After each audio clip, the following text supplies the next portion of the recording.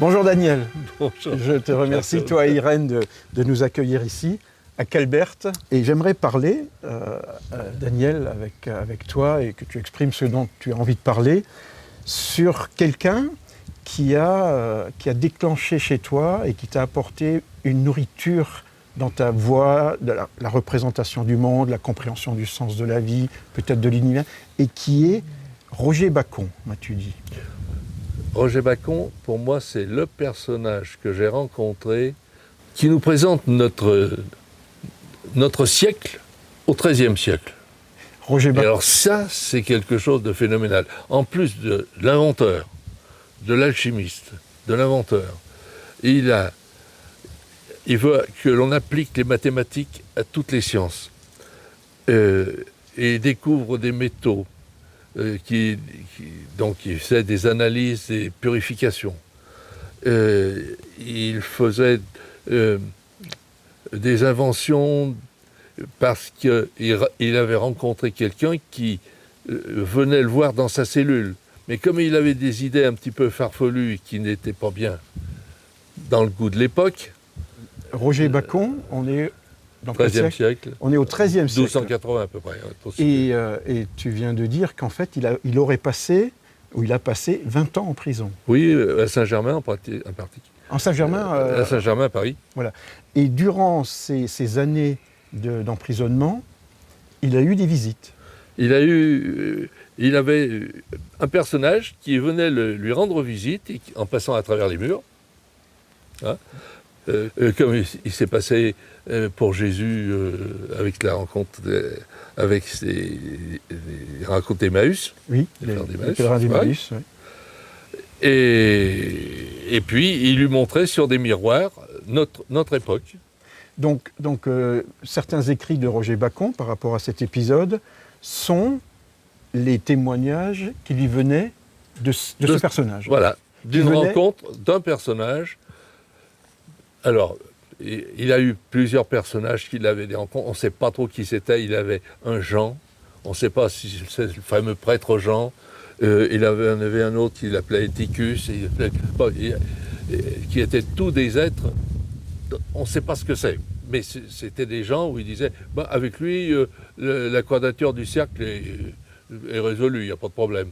Et puis l'autre, il racontait, notre société, avec les avions, avec les voitures, et toute cette aventure avec Roger Bacon, c'est presque de la science-fiction. D'ailleurs, c'est l'inventeur des lunettes, c'est l'inventeur de la lunette astronomique, de la réfraction des rayons lumineux. Ce qu'il a pu inventer, c'est absolument incroyable. Mais quand on lit Bacon, on se dit, mais Léonard de Vinci, il n'a rien inventé. Il a repris les mêmes... Il a repris les textes de Roger Bacon et il dit, si ça peut exister, je vais l'appliquer, et puis voilà, c'est tout. Oui. Alors, dans ces écrits que tu as lus, qui t'ont alimenté,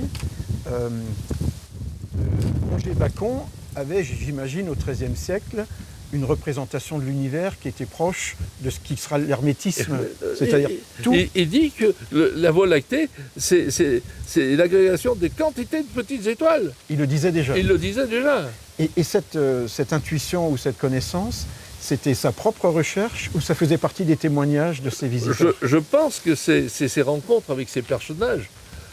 Parce que dès l'instant où... C'est un homme qui était vraiment hors du commun et je pense qu'à un certain niveau, eh bien, ces gens-là se rencontrent, se reconnaissent. Se rencontrent au-delà des siècles, ou à travers les siècles. À travers les siècles.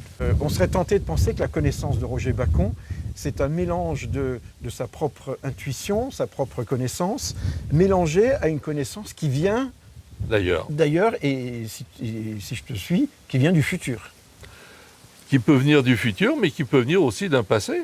Parce que le temps tu te promènes dans le temps. La matière, la lumière vient du Big Bang, mais maintenant, avec l'antimatière, elle y retourne. Elle y retourne. Donc, Einstein dit bien que c'est plus un problème. Le présent, le passé et le futur, c'est la même chose. Oui. Et puis, la science quantique est en train de le démontrer en ce moment aussi. Oui. Donc, non, je crois que c'est vraiment une science de l'homme futur. Si on prend la vision que j'appelle hermétique, qui viendra peut-être plus tard, mais la vision hermétique que le monde est un tout, et donc contient tout, si on rajoute ce que tu viens de dire, et qui est sans doute le témoignage de ce visiteur de Bacon, le monde est un tout, mais pas seulement d'un point de vue spatial, c'est un tout d'un point de vue temporel. C'est-à-dire que dans la manifestation du présent, il y a tout ce que le passé a apporté pour que ça se manifeste, et il y aurait aussi, comme une lumière négative, ou comme il y aurait aussi tout ce que l'avenir attend. Bien sûr. Et là, on rentre dans une forme qui n'est pas forcément de l'hermétisme, mais où on a non seulement le haut et le bas, mais aussi l'origine et la finalité. Oui. Et oui, bien sûr. Qui se retrouvent bien sûr. Comme une croix dans le présent. Bien sûr. Et cette connaissance, qu'elle soit intuitive ou qu'elle soit transmise par un voyageur, change radicalement toutes les visions qu'on peut avoir de la morale, de la religion, voire même de la science empirique. C'est justement, c'est pour que la morale guide la science. Et ce qui est très intéressant dans Bacon, c'est qu'il dit que c'est l'acte moral qui fait que nous serons bons ou mauvais. C'est l'acte moral. C'est l'acte moral qui détermine notre vie future. Qui détermine notre vie future. C'est l'acte moral. Oui.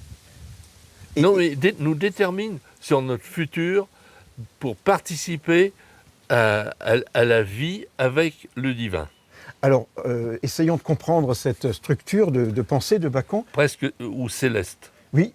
Parce que pour moi, divin, céleste, c'est un peu synonyme. D'accord. Mais le divin, en général, on le situe en dehors de l'espace-temps. Ce n'est pas parce qu'il est en dehors qu'il n'est pas dans un temps particulier, malgré qu'il puisse le manipuler. Alors, tu parles de ce monde parallèle qui est aussi concret que le nôtre. Effectivement, avec certaines théories mathématiques des physiciens d'aujourd'hui, on parle soit des multi-univers, ou il y a quelques décennies, on parlait trous de verre, de la théorie des trous de verre, qui auraient comme des vortex. C'est comme si le temps se repliait. Tant qu'on est dans le temps, les Templiers. On fait... les Templiers, c'est ce que j'allais dire. Revenons à cet aspect de la morale de Bacon. Oui. C'est l'acte moral qui nous rend bons et qui nous met ou qui nous donne la possibilité de participer à la vie céleste ou divine. Oui. Donc, si on avait été perverti à un moment de la transmission de connaissances que d'autres êtres comme eux nous ont fait. Les Elohim trouvèrent les filles de la terre belle, les épousèrent et créèrent la race des géants. Voilà. La perversion et la cruauté démarreraient en principe à partir de ce moment. D'accord. Et quelque chose qui est étonnant, chez Bacon, Roger Bacon considère que le péché, c'est moins la désobéissance que l'ignorance. Il dit que l'ignorance, c'est la naissance du mal. C'est la naissance du mal. Alors, dans cet esprit de cet entretien que nous avons, Daniel, on serait tenté de penser que pour Roger Bacon, l'ignorance, c'est l'ignorance de ces êtres qui souhaiteraient nous transmettre une réalité qui nous concerne. Non, ce n'est pas une ignorance qu'ils nous transmettent. Ils nous transmettent des connaissances aussi, mais avec prudence. Ils nous transmettent des connaissances de ce qui concerne la Terre et l'humain. Quand on nous dit de dominer ou de terrasser le mal ou le dragon, disons Satan. Oui, ou la perversion dont tu parlais. C'est justement la dominer. Et c'est justement par l'acte moral qu'on le domine. Par l'acte moral, on domine cette tendance qui est presque archaïque, génétique. Qui est génétique et qui nous perturbe. Et qui nous perturbe. Et qui, peut-être, veut nous entretenir dans l'ignorance. Bien sûr. Bien sûr. Oui, mais dans certaines anciennes spiritualités, et je crois même qu'on retrouve un logion dans l'évangile de Thomas, qui dit que Dieu est un dévoreur ou un dévorateur d'humains ou d'âmes humaines. C'est la guerre que l'on retrouve dans le Mahabharata, qu'on le retrouve toujours, la guerre dans des célestes. Et nous sommes les petits soldats, et on joue ils jouent avec des pions, quoi, avec les connaissances interposées, avec... Alors il y a une phrase qui souvent me redonne optimisme quand je plonge dans cette façon de penser, à laquelle tu m'invites, c'est que on dit, et j'ai entendu, le Créateur n'abandonne pas l'œuvre de ses mains. Si on considère que l'humain a été créé, quel serait son Créateur dans cette façon de voir le monde, avec tous ces... Justement, il y a une ambiguïté au niveau des créateurs, parce qu'eux-mêmes ne sont pas d'accord, puisque le déluge était de détruire l'humanité. Et l'arche, c'était d'en sauver une partie qui n'est peut-être pas perdue. Et tout ce jeu, c'est très subtil, tout ça. Alors le déluge, c'est venu après que les fils des dieux épousèrent les filles des hommes, la race des géants, et une dégénérescence de... C'est difficile de situer comme ça dans le temps, parce que c'est peut-être pas à un moment T que ces choses-là se sont passées. Ça s'est passé peut-être sur mais notre évolution humaine, 3 millions d'années, l'Australopithèque, 400 cm3, est-ce qu'on pouvait parler que c'était un homme? Bon, mais à l'époque, le bonobo, le chimpanzé, le gorille, etc., ils étaient tels qu'ils sont maintenant. Et puis nous, grosse tête. Donc ça ne s'est pas passé comme ça. De façon historique. Mais ce qui est certain, c'est qu'il y a 200 000 ans, il y a certainement eu quelque chose. Et c'est pour ça qu'on parle des 3 créateurs qui seraient passés dans des temps différents. Si les Elohim, c'est-à-dire ceux qui descendent d'en haut, c'est un masculin, féminin, pluriel. Oui. Bon, et d'un seul coup, ils vont venir nous pervertir. Nous greffer quelque chose. Et nous pervertir, oui. Ben oui, parce que s'ils épousèrent les filles de la Terre, c'est que génétiquement, ils étaient devenus compatibles. Oui. S'ils sont devenus compatibles, eh bien, ils leur transmettent leurs connaissances, etc. Mais c'est peut-être ce que Jésus appelle le péché originel. Oui, peut-être, oui. Parce que, autrement, le péché originel serait la sexualité. Le principe de la sensibilité de l'amour, il faudrait le placer quelque part. Là, ça peut disparaître. Si on devient tous les mêmes, c'est pas très intéressant. Non. Jésus a bien dit à sa mère, qu'y a-t-il de commun entre toi et moi? Oui, ne me touche pas, femme. Mon heure n'est pas venue. Mais oui, on rejoint Bacon, là. Et justement, l'idée, c'est de parler de Bacon, ou au moins dans nos possibilités, de dire ce que ça induit dans notre conversation. Cette hybridation, ce chapitre 6 de la Genèse, qui est très court, les fils des hommes trouvèrent les filles des hommes belles, etc. Et ensuite, une période plus ou moins longue, et à un moment donné, le déluge. Si l'homme, dans cette vision, je pense, du XIIIe, XIVe siècle, était déjà la vision de l'homme microcosme, c'est en lui que se résume, se projette et se manifeste l'univers entier, en haut, en bas, passé, présent, source, origine et finalité. Il y aurait en nous, peut-être dans un temps psychologique, cette rencontre des fils des dieux, qui est un aspect qui se projette en l'homme, peut-être un aspect de l'homme, et des filles des hommes qui se rencontrent. Et création d'un géant, tel qu'il est décrit dans une sorte de géant psychologique dans la conscience d'un individu. Saint Christophe, c'est le géant qui fait le passage aussi. Par exemple, on retrouve des géants comme ça. Ouais. On retrouve des géants dans... Oui. Saint Christophe est un géant, exactement. Oui. Exactement. Et si on prend l'étymologie de Christophe, le porteur de feu, alors est-ce que le feu, c'est comme on le raconte, c'est l'enfant Jésus qui porte le feu, ou est-ce que lui-même a un feu intérieur? On revient à Uramazda, on revient aussi à toutes ces transmissions qui sont faites à cette époque-là, que dans le temps ils appelaient les Gaures. Oui. Et voilà.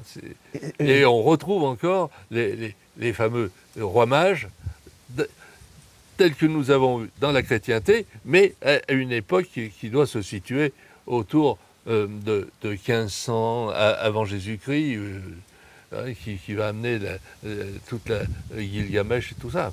Oui, qui était sans doute un géant aussi. Qui était certainement un géant. Et son frère ou son demi-frère. Et le culte du feu. Et le culte et en du feu. disant que ce n'est pas un dieu, mais c'est la manifestation. Alors le culte du feu, on le retrouve bien sûr quand on reprend l'origine, les textes dont on parlait, la Genèse et sans doute peut-être le début de l'Exode, mais dans la Genèse, avec un des fils ou des descendants de Caïn qui descend au cœur de la terre et qui maîtrise le feu, qui est le patron des métallurgistes. Mais on en revient aussi à toute la mythologie grecque. Toute la mythologie grecque. Et souvent, c'est un dieu assez déformé. Oui, qui épouse la plus belle des femmes, oui. Vénus.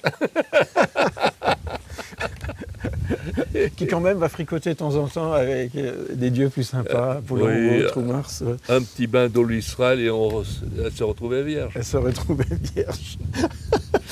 Donc nous étions partis dans cette digression à partir de cet élément, seul l'acte moral rend bon. Alors l'acte moral, c'est dans la vision, c'est quelque chose de concret, c'est pas j'ai une bonne pensée. Non. C'est quelque chose de concret pour Roger Bacon. Qu'est-ce que ça pourrait signifier ou qu'est-ce que ça induit en toi dans cette réflexion, cet acte moral? Je pense que c'est là où on pourrait parler d'être en miroir avec soi-même. C'est-à-dire être en harmonie avec son double. Comme dit Jésus, si vous ne ressuscitez pas de votre vivant, vous êtes mort. Donc, c'est cette osmose qui va être ce que certains, je pense, appellent leur ange gardien. Hein, c'est-à-dire que cette subtilité qui fait qu'on a le choix, parce qu'on est libre, oui. Et bien il faut choisir le bon endroit, parce qu'autrement, on n'a plus droit. D'accord. Poursuivons cette réflexion que tu amènes dans cette conversation de l'ange gardien et de ce double. Tu parlais tout à l'heure de Gilgamesh et ça me fait penser à toute une spiritualité de cette époque de Mésopotamie. Avec Ahriman, enfin oui. le mal, quoi. Enfin, oui, le mal. Avant de parler effectivement de Ahriman. Mais c'est cette lutte, toujours. Oui, mais il existait cette notion du jumeau divin. Ouais. Tu parlais de l'ange gardien. Et de ce double céleste. Oui. Il existe, parce que pour Roger Bacon, l'être spirituel... Il n'en parle pas de ça. Hein. Il ne parle pas de ça. Non, mais il parle de quelque chose qui est comme une âme ou un être spirituel qui a une substance. Oui. Tout, l'esprit a une substance. Voilà, c'est ça qu'il dit. L'esprit a une substance. L'homme étant esprit et corps, dans le corps, on a un acte moral. Cet acte moral... peut-être créer le lien avec l'esprit humain qui, lui, a sa propre substance spirituelle. Je pense, oui, que c'est quelque chose comme ça, mais... et donc une réalité. Je ne connais pas exactement. Oui. Je crois que personne ne peut savoir réellement. Tant qu'on ne sera pas de l'autre côté, on n'aura pas idée, parce que nous sommes quand même limités dans notre réflexion. Mais nous sommes reliés. Nous sommes reliés. Nous sommes reliés à cet archange, à cet ange, à ce double divin. Oui, double. À ce double, on va dire le double. Oui, double, simplement, oui. Oui. Alors prenons ce double. Ce double, il a une substance, donc une réalité. Oui. Sans doute ça échappe à notre entendement, mais nous avons une connexion, puisque c'est ce double qu'on retrouve dans quantité ce double, si nous sommes dans un état particulier, et que ce double est dans un état particulier, et qu'il y a harmonie ou conditions nécessaires pour que le plus bas du plus haut et le plus haut du plus bas puissent se rencontrer dans une fine couche harmonieuse. Comment ce double pourrait communiquer avec nous, transférer des informations ou faire sauter cette ignorance ou apporter une connaissance? Je crois que on a trop l'habitude du téléphone. Je crois que ça se passe pas comme ça. Je pense pas. C'est pas allô le ciel. Il doit y avoir un autre truc. Hein. Il doit y avoir un autre truc. Mais non, c'était ce truc que j'essayais de... Mais toujours est-il que ce que nous appelons, nous, le prince des terreurs, est pour moi une lutte que l'on doit mener. C'est une finalité pour la race humaine. C'est une finalité pour la race humaine, c'est une lutte qui se passe dans notre existence, dans notre morale, dans notre... Oui. Est-ce que nous serions, non pas celui qui lutte, ni celui qui subit, mais ne serions-nous pas le champ dans lequel cette bataille a lieu?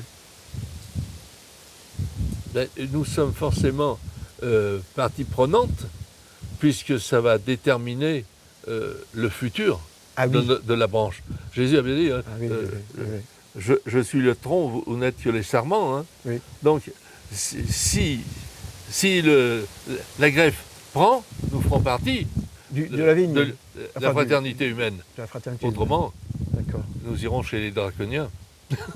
Ah. Gardon est là, le dragon. Ah oui, il coule là, le Gardon. Il coule. Quoique, il est là, il nous surveille. Mais ils l'ont inversé. C'est pas le dragon, c'est le Gardon. Oui, c'est renversant. Daniel, je voudrais reprendre cette histoire de combat et cette destinée humaine. Donc, dans ce que nous avons échangé et dans ce qu'apporte Roger Bacon dans cette conversation et qui t'a beaucoup accompagné, c'est qu'il y a une sorte d'intelligence presque céleste qui essaye de se communiquer à l'homme ou qui se communique à l'homme. Oui. Une des dispositions ou des postures de l'homme, c'est d'avoir cet acte moral et sans négliger un combat. Et je pourrais m'imaginer, ce n'est pas la seule façon de voir, que nous sommes le terrain de ce combat. Il y a des choses en nous qui combattent d'autres choses qui viennent peut-être d'ailleurs, mais de toute façon, le combat se fait en nous. Et l'acte moral, ce serait peut-être moins prendre parti du combat que de faire cesser ce combat et en disant ou en remettant un maître dans la maison, qui est l'homme. Ce combat, il est. Ce combat, il est. Donc, nous, en quelque sorte, on choisit notre camp. On choisit notre camp. Par l'acte moral, on choisit notre camp. D'accord. Et on doit le dominer. Mais peut-on le détruire? Je ne le pense pas, parce que c'est de l'ordre d'un autre divin. D'un autre divin. Alors, avant de... D'un divin primordial. Et là, c'est là où on bute entre le déisme et le théisme, qui ne sont que des révélations. Oui, et on bute même, enfin je ne sais pas si on bute, mais en tout cas, on frôle aussi cette représentation qui nous est parvenue de la Mésopotamie et puis qu'on a retrouvée et combattue dans le manichéisme, c'est-à-dire que l'universalité du mal est aussi grande que l'universalité du bien et que ce sont deux choses bien concrètes et non pas... très concrètes. Très concrètes. Et que ce combat du bien, du mal ou des lumières et des ténèbres est un combat qui n'aura pas de fin. Parce que la découverte peut se faire par le hasard ou par l'intuition. Oui. Et la machine, elle a des possibilités immenses parce qu'elle épuise tous les possibles. Oui. Mais elle ne va pas directement vers un but.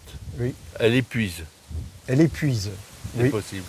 Alors que le subtil, c'est justement de passer au-delà, d'avoir la vision de quelque chose qui est fait et découvrir la chose.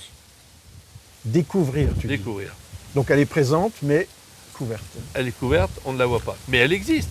Parce que tout préexiste. Tout existe, tous les possibles existent. Oui. Au départ. Mais ce qui est absolument extraordinaire, c'est que à partir du Big Bang, le premier atome qui est l'hydrogène, là-dedans, il y avait tous les possibles, avec toutes les harmoniques, tout ce que l'on pourra imaginer, tout est déjà là. C'est ça qui est phénoménal. C'est ça qui est phénoménal et qui... Oui. Et c'est justement ce côté universel de la pensée qu'on découvre avec Bacon et que l'on retrouve avec cette espèce d'humanité qui vit et qui est dans ce mouvement, presque comme une destinée sortant d'un chaos. Alors l'humanité dans ce mouvement, sortant d'un chaos, un certain ordre y est fait, mais je reviens sur un point qu'on a oublié, qu'on a laissé de côté, mais que tu as abordé et qui est complètement nouveau pour moi. On aurait 3 créateurs. Alors ça, c'est très difficile. Ce sont certains scientifiques qui d'après l'évolution de l'homme, Oui, depuis que 3 millions d'années, Oui, ça va oui. pas très loin, hein, oui. il y a eu des à-coups d'évolution. Oui, Mais il a fallu 1 million d'années pour trouver le silex, oui. 1 million d'années pour trouver le biface, etc. Oui. C'est quand même très lent. Hein. Et 10 ans Mais- pour la télécommande. Oui. Et quoi, 200 000 ans pour arriver vraiment ici. à Oui. l'homme Oui. tel que nous le sommes maintenant. Et tu considères que ces sauts génétiques ou dans l'évolution, ce ne sont pas des sauts au hasard, c'est qu'il y a Non. eu un acte de C'est création. qu'il y a eu un acte de création et c'est là où certainement il y a eu, comme avec les Elohim, certaines perversités qui sont passées sur le plan génétique au moment où nous sommes devenus compatibles. Il ne faut Oui. pas oublier que même sur Terre, tout se détruit, tout se boulotte, tout se dévore, Tout se dévore sans arrêt. sans arrêt. La beauté, elle est vraiment apparente. Oui. C'est une harmonie, mais c'est une harmonie d'équilibre. Oui. Mais Oui. l'humanité, elle est terrible. Mais si on regarde la nature, on constate, aussi belle qu'elle soit, que la nature génère beaucoup plus de vie qu'elle n'en entretient. Elle génère des graines, elle Oui. génère des poissons, Oui. mais elle génère beaucoup plus de vie qu'elle n'en entretient, et on aurait presque peur lorsqu'on pousse ça à l'humain. Et qu'est-ce que l'amour? En français, il y a le petit A, il y a le grand A. Oui. Et on bute toujours là-dessus. Tu peux en dire plus? Ben, le grand A, c'est ce que l'on peut avoir comme amour fraternel, comme compassion, Oui. comme lien spirituel par pensée Oui. avec quelqu'un. Oui. Alors que l'amour sexuel, Oui. oui, Oui. ben, c'est... Ou même affectif. Ouais. Ça peut être, c'est de l'ordre de la nature, des animaux et autres. Oui. Alors, à quel moment cette conscience apparaît? Oui. Est-ce que, parce que la machine, elle n'a plus de conscience.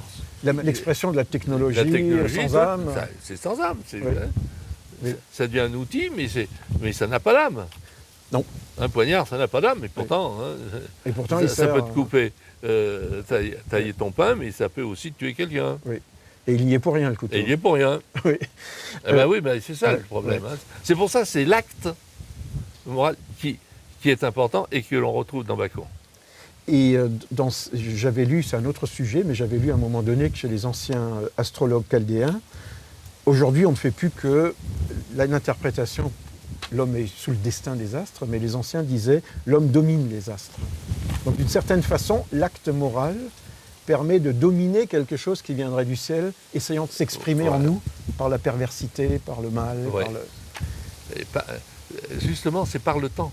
L'homme vrai domine ces influences qui seraient presque génétiques, greffées en nous, dans notre psyché, voire dans notre gène. Oui. Ouais. Tu as parlé de l'amour grand A avec la fraternité. Oui. Je reprends la notion de la fraternité que j'ai lue dans une interprétation du Paternoster de Paracelse, enfin, au moins qui lui est attribué. Et il dit « Nous sommes frères parce qu'on a le même père. Et on a le même père, donc on a le même sang. » Dans la notion, dans les écrits bibliques ou dans les notions anciennes, le sang, c'est l'âme. Donc, est-ce qu'on est frères si on a le même sang qui coule en nous, ou si on a la même substance ou lumière dans notre âme qui coule en nous? Est-ce que l'acte moral ouvre notre sang, notre être, à quelque chose qui fait que des individus deviennent frères? Je pense que nous sommes des machines. Et si nous perdons l'esprit, nous restons... Est-ce que notre âme, est-ce que ce que l'on appelle au XVIIIe siècle notre âme, pas ce qui est appelé notre âme maintenant, qui nous anime, hein, c'est quand même l'esprit qui va te dire je lève le bras, j'ai envie de fumer une clope, je vais allumer une bougie, etc. Et puis, dans notre corps, tout se débrouille pour que ça fonctionne, sans qu'on en ait conscience. Oui. Donc, il y a une belle machine. Une très belle machine. Il y a une très belle machine. Oui, oui. Mais, est-ce que cette machine est capable de sentir le beau. Une machine ne va pas sentir le beau. Toi, tu vas le ressentir. Ah oui. Oui, oui. Et oui, c'est oui. pour ça que des gens comme René Huyghe m'ont beaucoup intéressé en disant que la seule manifestation que l'on peut juger comme étant parallèle au divin, c'est le beau. Parce que le beau n'a pas son contraire. Le beau n'a pas son Alors, contraire. je parle du divin primordial. Hein. Primordial, oui. Il y a le laid, il y a le joli, mais il y a des choses qui peuvent nous paraître laides ou pas agréables ou pas très esthétiques et qui sont très belles. Il y a certaines représentations, certains masques, c'est d'une beauté extraordinaire. Oui. Bon, donc, c'est ce sens de la beauté. Et je pense que si la branche humaine ou notre Créateur ne nous a pas complètement détruits, c'est parce qu'il pense qu'il y a chez l'homme une sensibilité que peut-être lui-même est en train de perdre. Lui-même, le créateur. Terrible, ça, ce que je dis. Hein. Ah, ça, c'est... On va être une nécessité pour sauver le subtil. Et il y a un rôle de l'humain, je pense, sinon, il nous aurait détruits, parce qu'on ne servira à rien. Alors là, tu rentres dans un domaine qui... Ah, c'est terrible. C'est-à-dire que... Mais ça, c'est ma façon de voir. Ah, mais c'est justement, c'est très intéressant de voir cette façon de voir, parce que l'homme serait finalement le sauveur de Dieu, ou d'un créateur. Où serait-il Dieu? Mais oui. Non, mais il ne faut pas aller jusque-là, Non, parce que mais, c'est pas ça que je veux dire. Hein. Dans ce cas, n'allons pas jusque-là. Non. On a une mission mais, de préserver quelque voilà. chose. Préserver quelque chose. Je pense que... Mais en tout cas, l'esprit souffle. Disons que nos créateurs, puisque quand on a traduit les tablettes cunéiformes, on s'est aperçu que le livre de Enki, c'était la Genèse. Hein, qui a copié? Oui. C'est la Genèse, c'est pas le livre d'Enki, parce oui. que les tablettes sont quand même plus anciennes que tout ce que l'on a de la Genèse. Oui. Donc, on le sait. Et si le fameux déluge, il n'a pas voulu qu'on détruise l'homme, c'est que l'homme avait une nécessité pour le divin. D'accord. Alors, est-ce pour sauver sa création? Est-ce pour sauver le subtil? Est-ce... Je n'en sais rien. Non. Non, mais si on n'a pas été détruit, c'est que fondamentalement, nous ne sommes pas mauvais. Ni inutiles. Ni inutiles. Oui. Alors ça, c'est quelque chose de très Et réjouissant. Bacon, c'est là où on est sur du concret. C'est quelque chose de très réjouissant qui peut redonner, qui donne sens, et puis dans les temps actuels peut redonner sens. C'est-à-dire qu'en fait, l'humanité, l'être humain, a une mission, un rôle, un sens particulier, c'est qu'il est le terrain d'une sagesse particulière, mais de préserver quelque chose qui est indispensable pour l'humanité, on va dire grand H, comme tu as dit, grand A, amour, et que ça ne peut être préservé que dans cette humanité, qui est peut-être celle qui a été préservée dans le déluge, et que l'idée, c'est d'y participer. Oui, sinon, on coulait dans le déluge. C'est d'arriver à ce point oméga où la chose a été réalisée, oui. Hein, de Teilhard de Chardin, c'est d'arriver à ça oui. pour que ce soit sauvé. Oui. Alors, je voudrais prendre un autre pôle de cette même réflexion qui apparaît là dans cette discussion. Donc, en fait, il est important de préserver l'humain parce qu'il a quelque chose que seul lui peut porter et qui est un sauvetage pour l'humanité. Dont il ne se rend pas compte. Dont il ne se rend pas compte. Et l'ignorance, ce serait peut-être ça, de ne pas s'en rendre compte. Parce que nous sommes limités, limités. Par le temps, oui. Si on découvre quelque chose, c'est parce que nous n'avons pas la projection mentale du futur. Oui. Sinon, il suffirait d'avoir la vision du futur pour copier et découvrir sur l'instant ce qui va se découvrir plus tard. C'est vrai. C'est vrai. C'est tout des problèmes de temps, tout ça. Est-ce que... Ouais, je reviens sur un sujet très délicat que je n'ai jamais eu l'occasion d'aborder. Ce créateur qui s'épuiserait et qui compte sur l'homme pour continuer sa création. C'est un peu le 6e jour. Hein. 7e jour, il se repose. Ouais. Et comparé aux 6 jours précédents... C'est pas bien fini, mais débrouillez-vous maintenant. et il n'est pas fini le 7e jour. Il n'est pas fini. Hein. Il est en cours. Mais en tout cas, c'est débrouillez-vous, exactement. Je me souviens d'une anecdote qui n'est pas tout à fait juste, mais qui rentre dans cette conversation. Tu corrigeras, hein, c'est pas tout à fait juste, mais l'esprit est en ligne. Il me semble que dans un des écrits de Rudolf Steiner, il est allé voir un occultiste de l'époque, qui était Hartmann, oui, complètement athéiste, et il lui pose la question, s'il croit en Dieu. L'autre lui dit, ben non.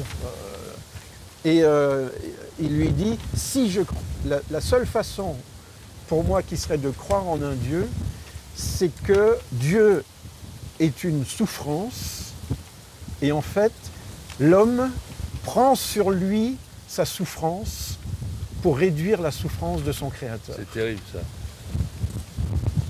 Alors, tu as dit qu'il était athée. Alors moi, quelqu'un qui dit « je suis athée », je lui dis tout de suite « tu crois en toi ?» Oui. T'es un. Oui. Est-ce que 1 provient de 0 ? Mathématiquement, en reprenant Bacon, ça devient idiot. Ça devient idiot. On croit tous en quelque chose, oui. Je voulais peut-être terminer cet entretien par deux choses. C'est qu'aimerais-tu donner comme message dans le contexte de cette conversation qui va bien au-delà de ces échanges à des jeunes personnes qui se posent des questions dans le monde actuel et qui aimeraient donner du sens à leur vie, à leur contribution au monde, à leur participation à l'humanité. C'est le beau. Le beau. Du beau. C'est le beau. Le beau, c'est cette chose. Tu peux retrouver toutes les harmoniques possibles, mettre ça dans un ordinateur. Il n'en sortira pas forcément quelque chose de très subtil. De très beau. Très beau. Bon, c'est bien la chance que l'on a. C'est justement pouvoir juger de quelque chose de beau, parce que c'est la main de l'homme qui le fait. Oui, c'est très réjouissant et c'est dans l'esprit de Bacon, c'est-à-dire c'est du concret, quoi. Il faut pas. Et tu m'avais donné une phrase hier de Roger Bacon, que je voudrais donc citer, et qui peut-être peut clore ou illustrer, illuminer cet échange. La sagesse est la connaissance parfaite des biens spirituels, dit Roger Bacon. Oui. Jointe au charme de l'amour, c'est en elle que se trouve la paix de l'âme humaine, autant qu'elle peut exister ici-bas. Elle est aussi le principe du bonheur. Du bonheur futur, il dit. Je crois. Du bonheur futur. Voilà. Du bonheur futur. Oui. Pour s'associer avec le futur. Avec le divin. Avec le divin. C'est ça qui est fabuleux aussi. Il nous associe avec ce divin qu'il reçoit. Il nous associe à ce divin qu'il reçoit. Et pour lui, pour Roger Bacon, l'intelligence est d'origine céleste. D'origine céleste. Oui. Ça, c'est formidable. Ça, c'est formidable. Ah oui. Merci. Merci Daniel.